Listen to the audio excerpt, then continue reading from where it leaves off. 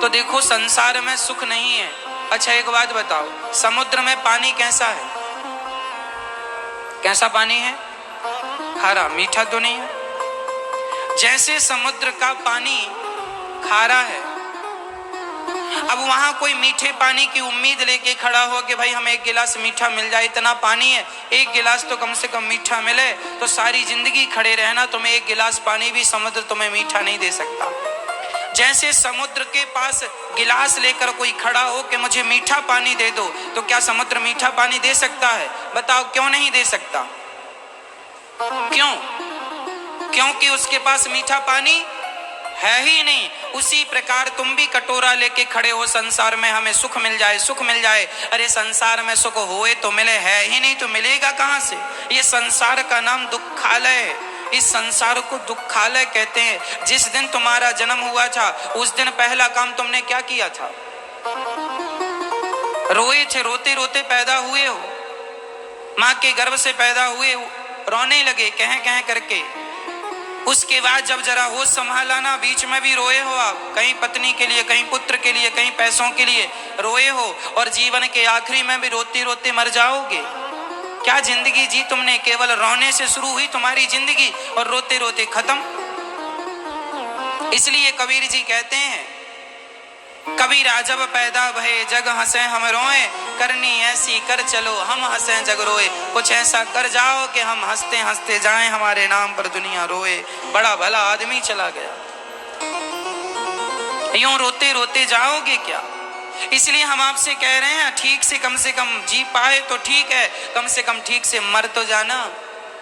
अपने मरण को सुधार लो, ऐसा कर जाना कि तुम्हारे नाम पर दुनिया रोए। प्रिय भक्तों, इस दुनिया में सुख किसी को नहीं मिला। क्यों नहीं मिला? क्योंकि है ही नहीं।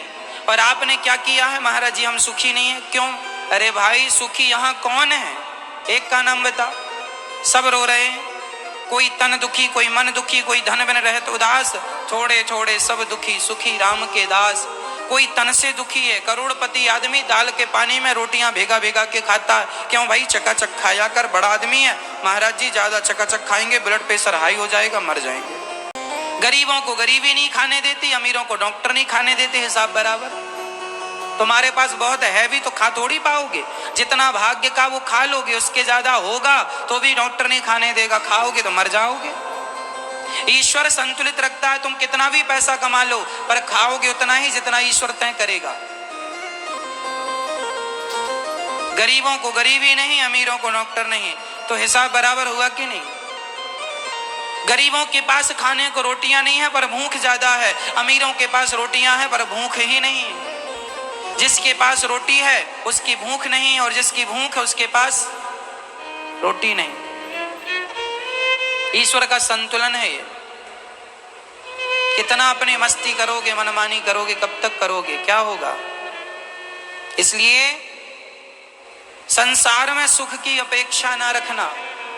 बताओ इस धरती में क्या दशरथ जी को राम जैसा बेटा पाके भी सुख मिला? दशरथ जी तड़प तड़प के मर गए, राम राम हा राम कही राम, राम कही राम। दशरथ जी मर गए, मेरे राम मेरा राम, मेरे राम मेरे राम। जिनका बेटा, जिनके बेटे साक्षात भगवान हैं, उनके बेटे, जिनके बेटे भगवान, वो पिता तड़प तड़प के मर गए। जिनके बेटे भगवान श्री कृष्ण, उनके पिताजी को जेल की हवा खानी पड़ी कि नहीं? वसुदेव जी को। जब भगवान के पिता को संसार में सुख नहीं मिला तो तुम यहाँ सुख क्यों तलाश रहे हो? यहाँ सुख तलाशने नहीं आए, यहाँ भगवान को तलाशने आए हो। जिसको तलाशने आए हो उसे तलाशो तो वो मिलेगा, जो है ही नहीं उसे क्या तलाशना? समुद्र में मीठा पानी है ही नहीं तो तलाशने से फायदा क्या? है ही नहीं, संसार में सुख है ही नहीं, तुम तलाश रहे हो, तुम्हारी अज्ञानता है। हम क्या करें? आदमी अपने अज्ञान के कारण दुखी है, हम थोड़ी परेशान कर रहे हैं किसी को, या कोई थोड़ी परेशान कर रहा है। आप अपनी मूर्खता के कारण, अज्ञानता, आपकी जो सुख की चाहत है ना, जरूरत से जाए, ये मिल जाए, ये मिल जाए। किसी को सुख नहीं मिला संसार में, तुम्हें भी नहीं मिलेगा। इसलिए सुख से नाता तोड़ दो और भगवान के होकर रहो। भगवान जैसे रखें वैसे रहो। भगवान दाल रोटी दें तो दाल रोटी खाओ, हलवा पूड़ी दें हलवा पूड़ी, जैसे रखें राम जी रहना चाहिए और सीताराम सीताराम कहना चाहिए। जो अपनी मनमानी करते हैं वही दुखी हैं, जो भगवान के ढंग से चलते हैं वो सुखी हैं। अब मर्जी आपकी है कि आपको मनमाने तरीके से चलना है या सिस्टम से चलना है। हम तो अपनी मनमानी कभी नहीं करते। जो हम जीवन में घटता है, हमारे जीवन में जो भी होता हम ये समझ लेते हैं ईश्वर की मर्जी, हमारी कुछ नहीं। अच्छा हुआ तो ईश्वर की मर्जी, बुरा हुआ सब भगवान की मर्जी। हमारा हम न्यूट्रल हैं, जीरो हैं। हमारा कोई, हम अपने आप को कुछ समझते ही नहीं है। आप लोग अपने आप को समझते हैं कुछ कुछ, इसलिए आप लोग परेशान हैं। जो समझेगा वही तो परेशान होगा, जो समझते नहीं अपने, हम कुछ है ही नहीं।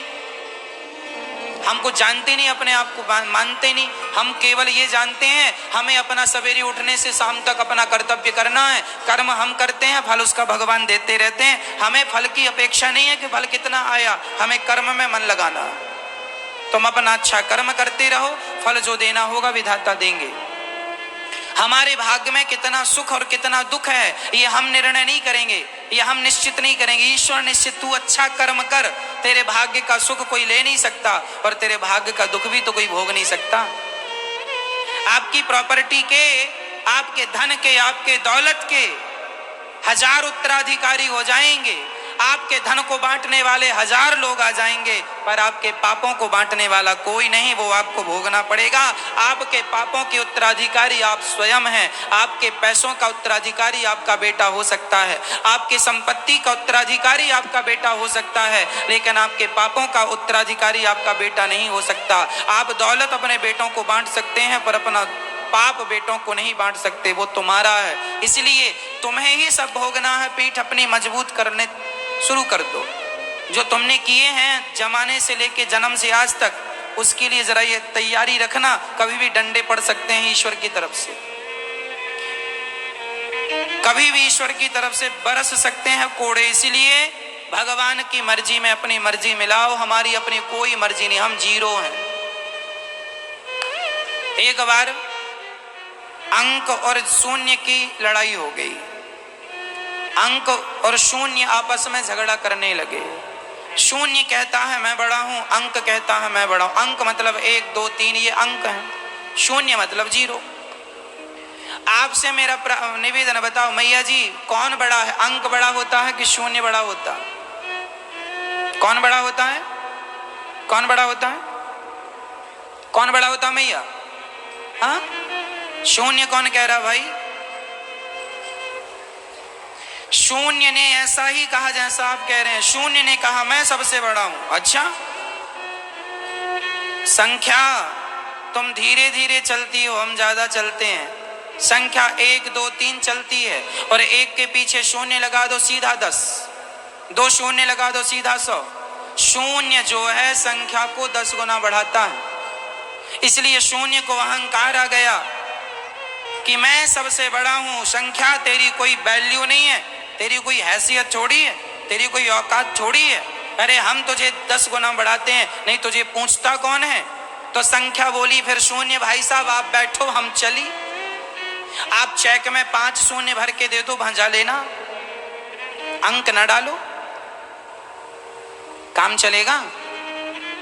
फिर शून्य की वैल्यू तब है जब सामने संख्या हो। यदि संख्या है तो शून्यों की वैल्यू है, और संख्या हट गई तो 5 शून्य हो या 10 शून्य हो, उन शून्यों का कोई अर्थ है?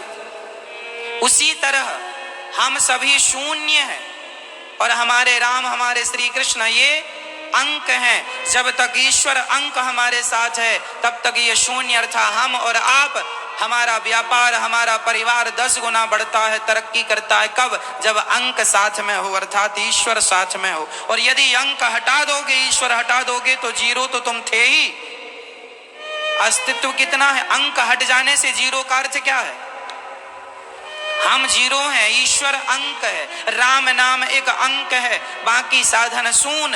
राम रहे 10 गुण है, राम बिना सब शून। राम नाम रूपी संख्या है, कृष्ण हमारे साथ हैं तो सब कुछ ठीक है, और नहीं है तो हम तो 0 हैं। इसलिए अपने आप को कुछ समझने की गलतियां ना करना। जो समझे बैठे हो अपने आप को जीरो कर लो, कुछ नहीं हूं मैं। ये संसार ना तुम्हारे ढंग से चल रहा है ना हमारे ढंग से चल रहा है। जो लोग कहा करते थे हमारे बाद क्या होगा, उनकी शमशान में राख उड़ रही है। जो कहते थे हमारे बाद क्या होगा, हमारे जाने के बाद कैसे चलेगा, हमारे जाने के बाद सिस्टम कैसे चलेगा, देश कैसे चलेगा, परिवार कैसे चलेगा, घर कैसे चलेगा, उनकी राख शमशान में उड़ रही है और सब ठीक चल रहा कि नहीं। फिर तुम्हारी भी एक दिन उड़ती नजर आएगी। इसलिए मैं कुछ नहीं हूं, आज चला जाऊं, किसी का कुछ बिगड़ने वाला नहीं है। तुम आज चले जाओ, किसी का कुछ बिगड़ने वाला नहीं है। लेकिन जो अहंकार बस जी रहे हो कि मेरे बिना क्या होगा, इसी अहंकार को मिटा दो जल्दी से जल्दी और तुम राम के बन जाओ। अभी तक जिद तो तुम दुनिया वालों के बने पड़े हो, मैं पत्नी का हूं, मैं पुत्र का हूं, मैं माँ का हूं, मैं इसका हूं, मैं उसका हूं ना। तुम किसी के नहीं हो, ये डींगे मत मारो। तुम सिर्फ भगवान के बन जाओ। जिस दिन उनके बन जाओगे सब अपने आप आपके हो जाएंगे। और ईश्वर के ना बन पाए तो तुम्हारे अपने भी नाता तोड़ लेंगे। अरे जिनके पास कुछ नहीं बचता उनके अपने नाता तोड़ लेते हैं कि नहीं।